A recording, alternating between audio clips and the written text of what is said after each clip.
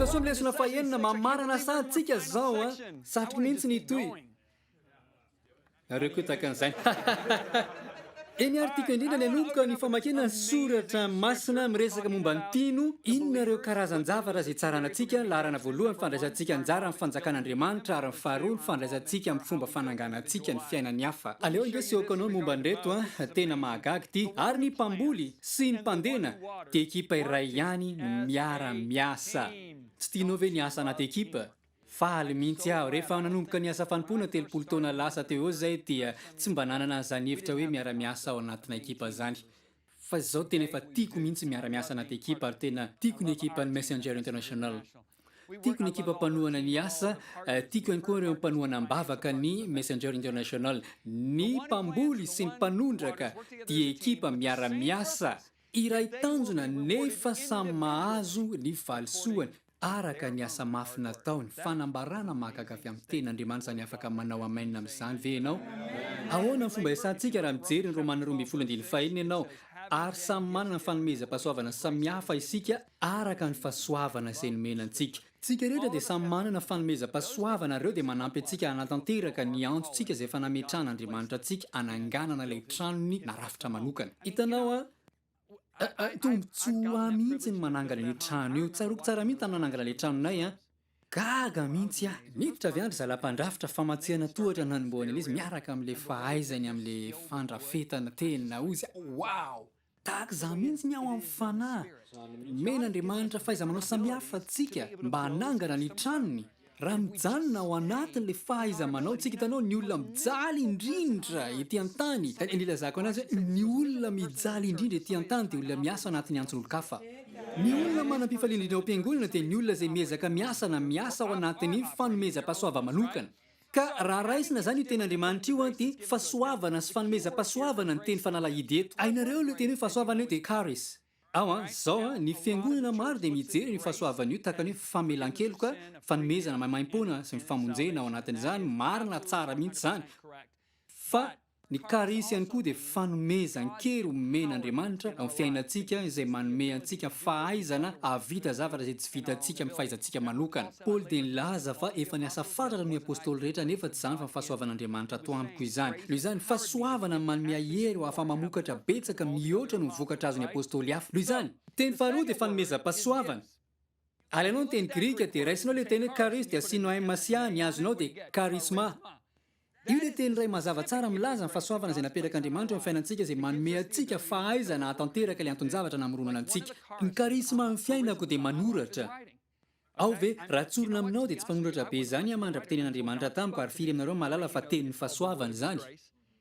matoky ianareo amin'Andriamanitra sy ny teny fahasoavana ao izy Paoly tamin'ny 9:10 rehefa niteny tamiko Andriamanitra hoe tiako anao noratra boky taranja anglisy ny tena tsy haiko indrindra tany am-pianarana tena 3/20 mihitsy ny noty hatramin'izay nianarako dia indray mandeha any mbola nahita olona ambany noty noho izany tamin'ny taranja anglisy nefa sain'Andriamanitra manoratra boky miaraka amin'izay teny charisma no nanampy ahavitan'izany asa soratra 7:20 zay mivita ary mananika amin'ny 10 tapitrisa ny kopy miparetaka maneran-tany amin'ny fitenim-pirenena misy 3:70 ny azoko ilazana azy dia misy fanomezam-pahasoavana noratra apetraka eo amin'ny fiainako ny azoko lazaina aminao hoe tsy fanomezam-pahasoavana amin'ny fiainako dia mihira rehefa mihira aho dia manao feo mitorehony ao an-tranoko sady mikikika manipinipy zavatra ty amiko ny fanomezam-pahasoavana hafa tsy ananako dia ny mandihy mihitsy vady aman-janako rehefa mandihy zao ny lazainy hoe tsisy ritma mihitsy da tsy karisma nomena reny eny ary ka satria samy manana fanomezam-pahasoavana samihafa tsika araka ny fahasoavana izay menantsika dia ampiasao ireny ananganana ny trano rafitra manokana Petera 1:5 araka nandraisanareo tsiraray avy ny fanomezam-pahasoavana karisma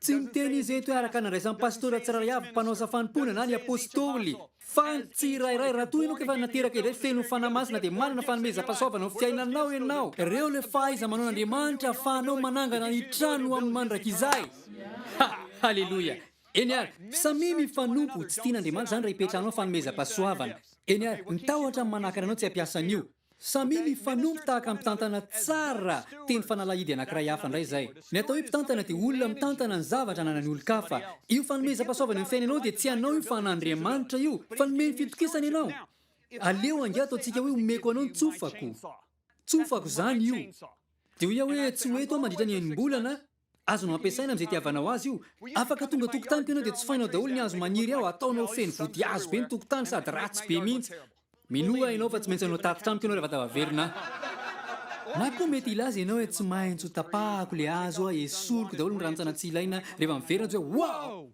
fa zao ny zavatra tiako takatrao na dia tsofako azy aloha izy dia azonao ampiasaina amin'izay tiavanao azy zao a aleo a ilaza aminao misy olona mena talento amin'ny hira misy olona mena fahasoavana hitarika olona nytapitrisany amin'ny fanatrehan'Andriamanitra nefa ny Hollywood ny tena tanjona isongadina ny albomany anintona ny hafa levo ny afo zany hitanao ny zavatra tokony tadidinao ianao no misafidy ny fomba fampiasanao ny talenta hanangana fanjakana ve ianao sa hanangana ny fiainanao manokana hanangana le hany mandrakizay ve ianao sa hanangana ho an'izay voafetra ihany samy mifanompontaka ampitandrana tsara ny fahasoavana samihafa le maro samihafa dia maro lafy misy fanomezam-pahasoavana isan-karazany ao am-piangonana ka ny ray amin'ireo fitahiana hitako amin'ny fandiandianana maneran-tany dia ny fanomezam-pahasoavana mahagaga hitako amin'ny isan-karazany amin'ny fiainan'ny olona tena mahagaga ho a rehefa jerenao amin'ny ankapobeny le izy dia tena feno fanajana fotsiny anao mahita ny zavatra ataony tompo amin'ny olona hitanao tsaroko tsara mihitsy ny fotoana voalohany nitoriako tao aoriana ny vadiana Iseleza petraka teo amin'ny seza teo aloha izy tamin'izay fa natory izy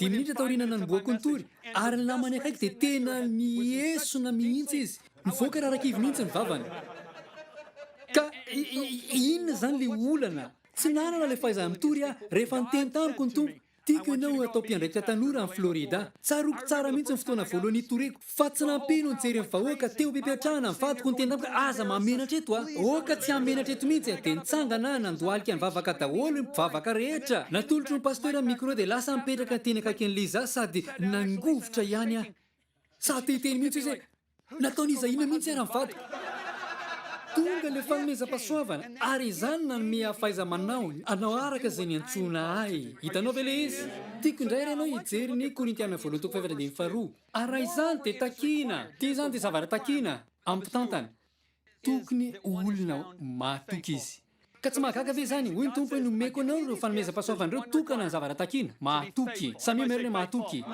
iny ary ty dia zavatra efa nataoko tamin'ny mpitarika maro tao aty Amerika fa aloha apetratsika eto le teny hoe mahatoky efa nilaza hoe omeo ny famaritana ny teny hoe mahatoky a mba tsy handahina fotoana dia efa misy ekipako eto mahalala ny valiny zao a izao ny valiny omeny akamaroany olona reko tsy miova azo anterana tsy mivadika hitokisana mafana fo ary marina reo ny akamaroany valiteny azoko avy amin'ny ekipa mpitarika maneran'ny Amerika rehefa nampianatra momba ny tia izany ok tia ny famaritana tsy mbola reko hatramin'izay momba ny teny hoe mahatoky fiamarona aleo ngia ampatsiaro anao momba ny fanoharany amin'ny talenta sy farantsakely tsaronao ve izy nisy lehilahy anankiray nanome talenta ny mpanompony nanome 5 roa ary ray inoko fa tsy talenta eo fanomezam-pahasoavana charisma nandeha lavitra izy ary aveo niverina tadidinao ve nataon'ilay manana 5 lasa izy nandeha ny azy nampitomboiny le izy ka rehefa miverina ny tompony dia nanome 10 azy izy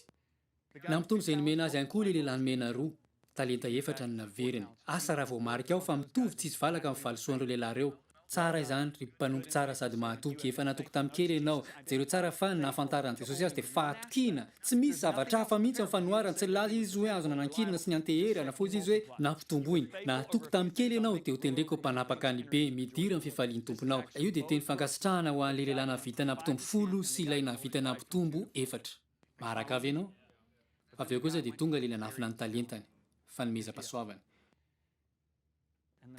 tonga ny tompony kaosisy taminy hoe natahotra manahaka anao tsy ampiasa ny talentanao ao ve natahotra mihitsy a ary tsy hitany mihitsy le toetra ny tompony fa ozy izy hoe hitako fa olona sarotiny mihitsy ianao Andriamanitra zany tsy mba sarotiny zany tena zany ve izy dia ray tia mampiresika antsika hoe ndao momba nao a fa tsy manohitra anao momba nao a zavatra tsara ny vitanao izy ny olona manana fananterana indrindra ao amin'ny fiainanao izy no Andriamanitra ok maraka inao ya ka hoy tamin'ity lehilahy ty hoe ianao mpanompo kamo sady ratsy fanahy toy izy hoe alao le talentany ka omeo le manana 10 zareo tsara fa le nanana 5 dia nanana 10 lasa 12 le kamo latsy nanana ary ianareo dia nivavaka dia ny tompo tamiko hoe asa raha vao marika ao fa zangy ety sosialista ara-pisainana fa kapitalista ara-pisainana raha ny any Andriamanitra sosialista dia samy nomeny 3 avy ireo ka ny alilona mahatoky ireo lasa ny tombo enina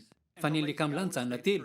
Ny an'ny sosialista dia nakany ray avy ny an'ireo manana enina lasa 5 zany le izy ary le roa nalainy nomeny any kamilà sitra ny ay samy manana 5 izy telo. Andriamanitra dia tsy mba sosialista, izy dia kapitalista amin'ny fomba fisainana. Tsara ilay toroteny amen. Ina moa ny didy voalohany meny antsika miamaroa fara sy miabetsah. Tsy miteraha fotsiny dikan'izany. Izao ny lazainy izay rehetra mekonao dia ataovy miamaro rehefa miverina ty amiko. Atsangano ny tranoko e. Azonao lay izy. Itarika sy hanolo lalana anao amin'ny dingana ataonao aho. Ka ahoana zany fomba iamaroantsika? Anisan'ny fomba iamaroantsika ary tsy tia akory ny fomba iamaroana tsara indrindra fa ray ty. Dia amin'ny alala amin'ny fanomezana, mamerena fanomezana. Okey, tiako ianao andreny zavatra lazainy Jesosy. Hoy izy hoe, oka ny mamona tsy marina hoentinareo mahazo sakaiza. Ka rehefa lany izany, dikan'izany rehefa miala ety an-tany tsika, ho raisiny ireo sakaiza izay azonareo tamin'ny mamona tsy marina ireo nareo ho any amin'ny fonenany mandrakizay. Ny teny lazaina dia ampiasao ny fananany tany ka hovay ao amin'ny tanjon'ny fanjakan'Andriamanitra. Satria rehefa hovainao tanjo amin'ny fanjakan'ny lanitra mantsy ny fananany tany, dia lasa nataonao maharitra mandrakizay zany le izy. Satria jereo angeny Korintiana 2:5 izao voalaza hoe namafy izy eny nanome ho an'ny malahelo, nataony tao amin'ny fanjakan'Andriamanitra zany ny fananany, nanome ho an'ny malahelo, tadidio tsara fa tsy mahantra rahabola ihany io ny atao hoe mahantra tsinona dia olona mitady mafy an'Andriamanitra, ny fahamarinany maharitra mandrakizay. Zany hoe aharitra mandrakizay zany ny ataony vokatry ny famindran'ny volany ho amin'ny fanjakana sady manome tombontsoa ho an'ny fiainany hafa. Jereo nge reny mpandraharaha reny ao miasa mafy izy mahazo vola izy izao lazainy ho tehirizitsika amin'ny volantsika dia tsinjovana ny vady aman-janaka. Izao ilaza tantara marina aminao zany. Fantatry ny rehetra fa za tia golf. Okey, za zany mihitsy ka misy namana anankiray zay izay fantany fa hitory any Los Angeles dia ozy izy hoe John, tena efa akaiky aty ianao fa ahoana raha mba miaraka amin'ny lalao dia zao ia mety zany. Dia lasa ny lalao tany fa tena nafinaritra le andro tany fa tsy lazaiko anao nisa azoko aloha fa tena efa saika resy mihitsy fa noho ny farany dia nandresy ihany noho ny farany azonareo tombatombanana tsara zany fa andeha lalao ka lasa zay nakany amin'ny hotely dia ozy izy hoe John, ametraka fanontaniana aminao ozy izy hoe feno 10 taona zao zao mihitsy ny filazany azy hoe tratrako ny fanamby nanangana ny orinasako efa 29 milliards ny capitalako zao efa voakarakara tsara ny vady aman-jana. Nahoana moa zany tokony mbola apakatra ny chiffre d'affaires ko 112 milliards toy izay hoe fanontaniana tsara fa aloha tiany amaliko azy. Alao dia tsika hoe efa betsaka tsara mihitsy ny boky nisoratako voakarakara ny vady aman-janako amin'ny 10 taonako amin'io dia nahoana moa any mbola nao fanamby ndraika hanoratra boky sady andeha tety tany hitoroteny. Dia nijery azy ka ozy izy ratsy be zany. Tsy tiako ny eo amin'ny toeranao ka hijorana aty an'i Jesosy. Dia hoy aho hoe ohatr'izany mihitsy ny tranga mahazo anao. Ny olana fotsiny dia heverinao fa tsy antsonao io zavatra io. Tena antsoko ny fahitanao ny antsoko fa heverinao fa tsy antso ny antsonao. Tsy hitanao mihitsy fa Andriamanitra efa nametraka anao amin'ny sehatry ny raharam-barotra tsy hamiratra fotsiny fa mirapiratra mihitsy mba ahazoana ireo fitaovana ilaina amin'ny fitoriana filazantsara. Dia eto fotsiny izy wow, rehefa niantso azy iny mbola tateo reny Scott moa ny anarany. Dia zay Scott manao ianao zao. Nanenjika mihitsy ny andreto tamin'ny zavatra nolazainao hatramin'iny ka hatramin'izao. Dia izy fa inona zany ny ataonao? Dia izy hoe nampiakariko 112 milliards amin'ny fanamiko satria te hanome betsaka amin'ny fanjakan'Andriamanitra aho. Ka jereo fa izany ny zavatra lazaintsika ny tsiray avy aminareo ireo dia nantsoina ny anangana ilay trano arafitr'Andriamanitra. Fomba hafa ahafahantsika manao an'izany voasoratra anaty boky izy ity resaka fanomezana dia partenariat. Paul dia nilaza fa rehefa manome miasa fanompona ianao dia lasa mpiara-miomby antoka. Ny partenaire rehetra amin'ny Messenger International mpiara-miomby antoka rehetra izay nomena anay mba hanampy anay hitona fanan'olona maneran-tany. Ny fanahy rehetra izay voataona anay dia azahoany ireny valisoa. Ahoana ny ahafantarako izany satria Davida nilaza hoe tahaka ny anjaran'izay nidina ihany no anjaran'izay nitoera teo amin'ny entana. Tena lasa mpikambana ara-baka teny amin'ilay ekipa mihitsy ianao mijery an'ireto ekipa mipetraka eto reto efa mpanohana rahabola nandritra ny taona maro izy ireo azo valisoa tamin'ny fanan'olona voataona ny vadinareo sy voataona ny Messenger International. Ngezy zany ary hita amin'ny boky Filipiana 4 ary azonao vakiana amin'ny boky ihany koa le izy fa ny fomba faharoa ahafahanao manamaro isa dia amin'ny alalan'ny fanompona sa hoe fanompona. Hitanao ny ray amin'ireo mpikambana ao amin'ny staffako rehefa ho mpiangonana izy gouverneur Rokaby zay ny anarany. Ao ve lazaiko aminao fa gouverneur Rokaby dia mpandamina parkina ny fanompony. Asa raha ianao zavatra lazaiko. Baiko fiara miditra parkina no asany satria hitany fa zaho izy dia nantsoina ny anompo. Tamin'ny fotoana voalohany natongavako tao am-piangonana dia mpikarakara kafe no asany. Mpikarakara kafe izany lasa mpandamina parkina. so diso mifandraisanao azy fa lafy ny ara-politika any Etazonia no antsony. Nefa hitany ihany koa fa zaho izy tena antsoina ny anompo amin'ny toeram-piangonako. Izaho dia nantsoina ny anompo ka eto izany dia fahazavana be mamiratra manerana firenena mihitsy kanefa tahakany ihany koa fa manan-danja manompo. Asa raha hitanao le izy? Tsy miteny anglisy ve ianao na mahalala olona tsy miteny anglisy nefa mbola mila fampianarana hafa avy amin'ny John sy Liza Bevere? Mankanesa ary ao amin'ny cloudlibrary.org ary ao mivantana ary ataovy download ao ny karazana fampianarana. Safidio fotsiny ny fitem-pirenenao. Safidio izay fomba tianao hakana fampianarana. E-book, afatra amin'ny vidéo, audiobooks fampianarana, mpandaharana fahitalavitra, baiboly sy maro hafa. Tsy dio ary ny cloudlibrary.org. Asa raha hitanao le izy? Hitanao inoko tanteraka mihitsy ary efa nilazaiko tany aloha ty fa ny olona manompo ao anaty asa fanompoana dia azo valisoa amin'ny fanan'olona rehetra izay voataonany. Tsy ho adinoko mihitsy mpanao asa fanompoana iray lehibe nanompo tao amin'ny Oral Roberts izy tany amin'ny fotoana nanaovan'ny Oral Roberts fitoriana goavana be.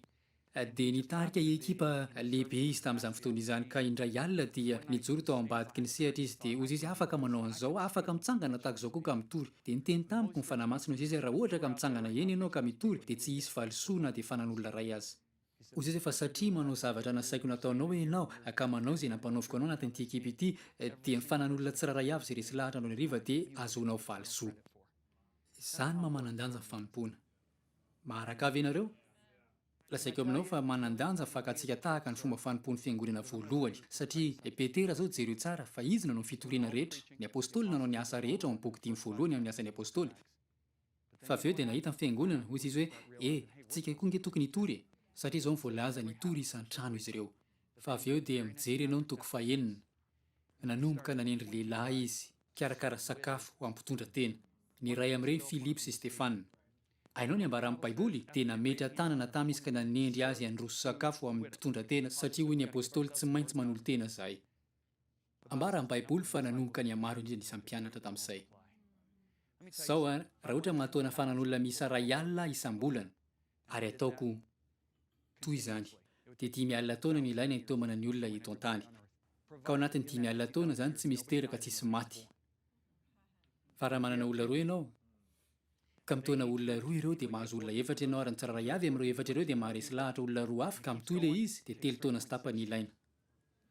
Ny voalohany dia antsoina hoe fiampiana, faharoa kosa antsoina hoe fihamarona lehibe.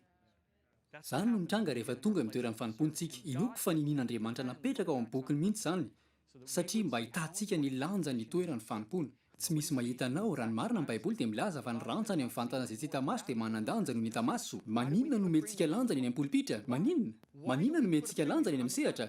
Reny dia zavatra hita maso. Raha hitanao Andriamanitra nge milaza fa ny rantsana manana mihaja kokoa dia ny rantsana tsy hita maso. Izany tsy maintsy avaozintsika mihitsy ny fisainantsika momba an'izany. Ny fomba fahatelo ahafahantsika manamaro isa dia amin'ny alalan'ny vavaka. Izay dia manana partenaire atao messenger ary mamela ianao ilaza zavatra izay sarobidy. Rehefa mijery ny ekipako ka milaza andeha ry zalahy zao mba hentao-bavaka zao. Hitanao ny tena manam-piadanana sy fianonana be mihitsy ato anaty satria mahay mivavaka ry zareo reo ekipako ireo. Tiako mihitsy rehefa mandre olona milaza hoe mivavaka ao anao isan'andro Indraindray somary akapobe ry zareo fa indraindray tena miteny mihitsy tena mino fa mivavaka nareo Ary ireo no olona anisan'ny sarobidy indrindra itokisako ao amin'ny fiainako.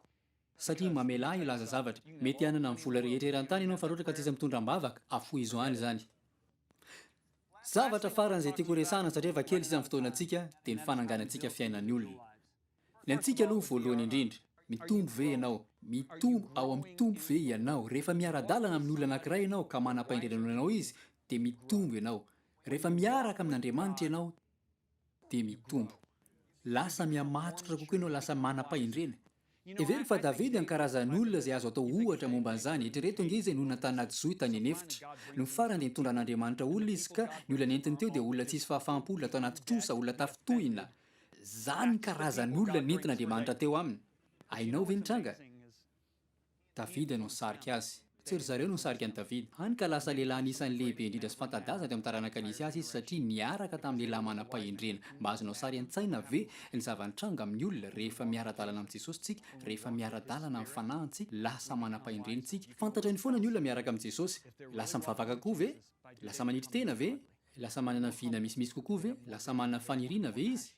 tsisy afontsony ve izy raha tsisy afontsony izy dia tsy miara-dalàna amin'i Jesosy intsony fa io dia fiaraha-mandeha isan'andro tsy maintsy manokana fotoana olaniana amin'ny fanatrehana ianao zay ny tenanao fa ahoana kosa ny fisarentsika ny hafa otoloram-baly soa na hiatra faty antotsika amin'ny lafi ny fisarentsika ny hafa tsy ny vokatry ny avy amin'ny fanompoantsika ihany no jerena fa manandanja tahaka ny fiarahantsika aminy ihany koa ny fomba fiainantsika sy ny fomba fitondrantsika ny hafa ny fomba fahitantsika ny hafa ny tena mandrisika ny fomba fitondrantsika azy ireny na mampandroso na mamotika raha ambany nitondrantsika azy dia tahaka izany koa nitondrantsika azy ambaniantsika ny olany any ambany azy ireny tsika raha toa ka omentsika lanja ny olona iray dia ataontsika izay hanangana sy hampahirezana azy avy amin'ny toe-po feno fifangorahana raha toa ka tahaka ny zavarazo tsoetsefina fahitantsika ny olona dia ampiasaintsika azy ireo indrindra rehefa ataontsika ambony haja mankasiny ny fetsofetsontsika sy ny olantsika raha toa ka toy ny olona no ariana araka ny endrik'Andriamanitra fahitantsika ny olona ary sarobidy sy manana lanjany dia hitahany hafa ny tena antony mandrisika antsika eny fa na dia toa sandaintsika mihitsy aza manao izany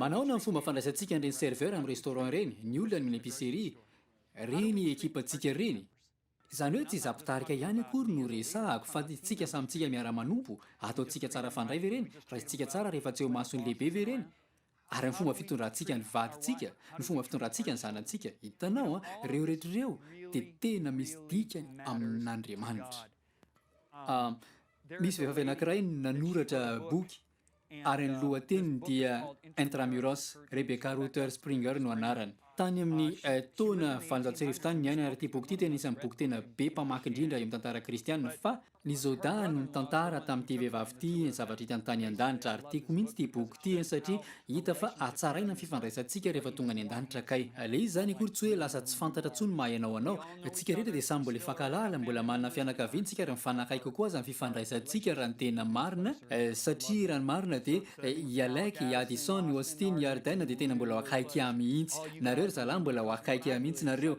ny zavatra tena mampientanentana dia izaho mifandray aman'olona maneran-tany fa izao izao nolazaina ao amin'le boky le Zoda Rebecca no miteny io zany raha toa ka mba hitantsika fotsiny fa mety maty tsika dia mba hanangana ho any mandrakizay ihany koa tsika ka raha izany dia hafa ny fiainantsika tonga any ny teny mamy rehetra ny toetra malala-tanana ny asa atao tsy misy fitiavan-tena rehetra dia ho lasa andry ankinany hatsaran'ilay fiainana ho avy misy namako antsoina hoe Mike atao amin'ny orinasa Rockwell ny ona zay ingénieur atao izy moa comptable atao lasa mpinamana be zay karakara resaka taxa moa izy tao dia natao maimaim-poana ny atao dia lasa mpinamana zahay fa indray andro dia nialan'ny Rockwell izy dia izaho koa moa nanao asa fanompoana dia nanangana ny orinasany izy hatramin'izay fotoana zay ka hatramin'izao dia efatra eo amin'ny 12,000 client eo no niraisiny dia niantso amin'ny Mike ato izay hoe Mike firy zany zay mpanjifa efa nitorianao ny ten'Andriamanitra tsy tahitra mihitsy miteny 90% ozy aho hoe zany hoe nitorianao ny ten'Andriamanitra daholo ny olona misa 10,000 zany dia izy hoe zany mihitsy ka hitanao betsaka ny pastora tsy mahavita an'izany dia izay hoe firy zany ny olona voatonanao an-tombo dia hoe anjatony vao tamin'ny herinandro dia nisy lehilahy anankiray izay avy any Cuba sitrana tamin'ny cancer teo am-pikarakarana ny taxany izay no mivavaka lasa izy nakany amin'ny dokotera amin'izay avy eo ka ity namako ity dia piresaka momba n'ity antsoina hoe Charlie ity io mantsy nanova ny fiainany dia izay mba tantara ho amiko aro raha ny marina ny zanany vavy dia nanoratra ny gazety momba n'io Charlie lehilahy lehibe indrindra tsy misy toy izany dia hoy hoe Mike tantara ho amiko ary io dia nanomboka nitomany izy tena nitomany nampalahelo mihitsy zany hoy izy John nienina tamin'ireo dadatoako sy ny antoako dia nitaizana tamin'ny fitaizana marary saina ny hafarany dia izy hoe ny mamako zao taizana tany amin'ny fitaizana marary saina ny hafarany ny dadabeako roa dia samy mitifiry ny olona daholo hoy izy zany ny anjara voatendriko be problème be zahay dia tsy vita mamako tsony ny andraikitra anay dia nalefa ny tany amin'ny ankohonana gardien mpiambina mpanao orinasa taratasy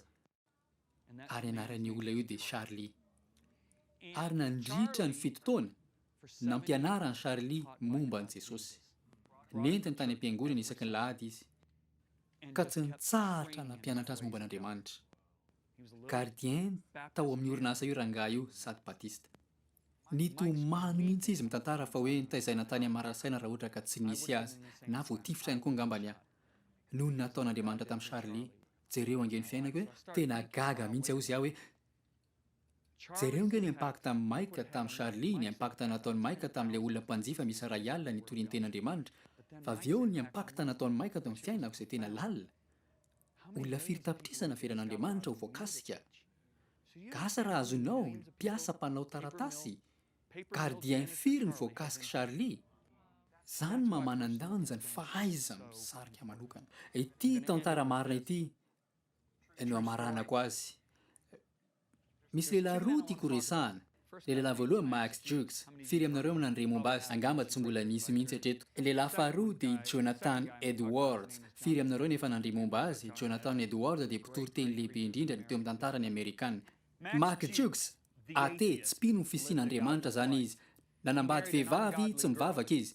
Ka 107 tamin'ny taranaka izy mivady no maty tao anatin'ny fantrana. 50 mpanao ratsy, 7 mpamon'olona, 100 mpimamo, ary ny atsasany mahery mpivarotena. Ny taranany miisa 700 dia nandany fanjakana vola 4 miliara ariary. Jereo tsara fa mbola vola be zany tamin'izany fotoana izany. Isaorana ny tompo fa mbola vola be koa zany zao.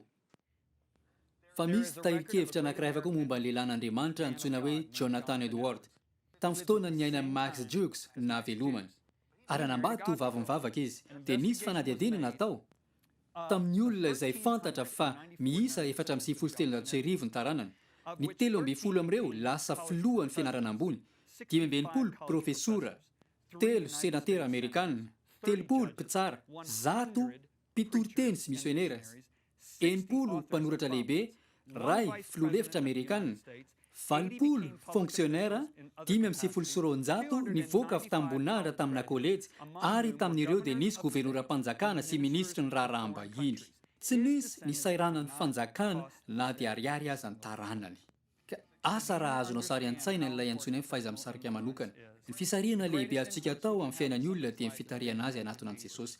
Obolana 2:17 dia izao ny voalaza. Ny vokatry ny marina tsy manao tsikombakomba dia azonaina, ary ny endry dia mahataona fiainan'olona. Koa satria mpanjon'olona izy dia angoniny ireny ka raisiny any amandrak'izainy. Tsika dia manana fahafahana anangana ilay trano rafitr'Andriamanitra manokana, na eo amin'ny alalan'ny asa fanompoana vantana, na eo amin'ny alalan'ilay fiatraikany apetratsika eo amin'ny fiainan'ny olona. Everiko fa manana fahafahana lehibe tsika, everiko fa manam-pahendrena mihitsy ianao nanaraka n'ity lesona ity, namaky ity boky ity, ampifanandrifianao tsara ny tenanao amin'ny fanahy masina mba hanangana ilay trano rafitr'Andriamanitra. Ka ny zavatra marina sy ny zavatra izay ataonao an'Andriamanitra amin'ny alalan'ny tanjaka ny fanahy masina dia aharitra mandrakizay. Ankafizo ny fananganana ny fanjakana, tain'Andriamanitra ianao.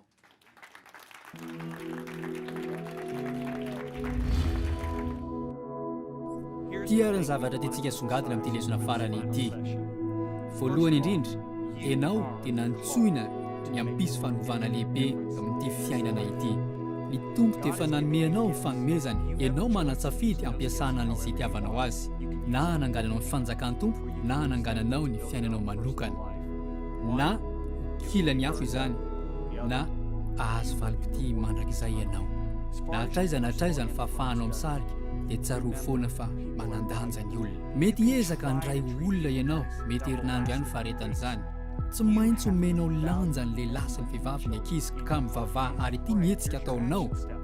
Mivavaha mba nomezan'Andriamanitra anao fahaiza manaja izay efa nomaniny. Tsarovy tsara fa maty ho an'ireo olona ireo izy, ilay aja apetraka ao amin'ny hafa dia aja amamboninahitra izay efa nomaniny tompo ho an'ireo olona ireo.